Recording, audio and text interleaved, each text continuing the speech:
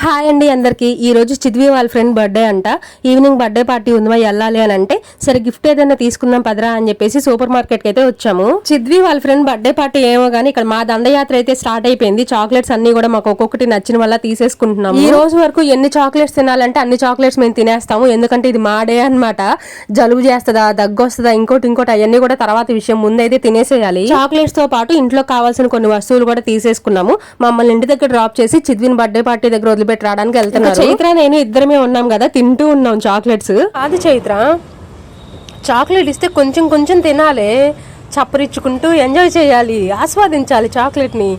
పస పస పస పస నవిలేసి ఇంకో చాక్లెట్ కావాలంటే పాతగా నవలకూడదు అత్తగా, తొర్రి మొహందాన. ఇది ఇలా ఉంటే మేము ఇంటి తాళం తీసుకోవడం మర్చిపోయాము. మా ఆయన తీసుకొని వెళ్ళిపోయారు. మళ్ళీ మా ఆయన వచ్చేంత వరకు మేము ఇలానే కూర్చోవాలి, అందులోనూ వర్షం పడుతుంది.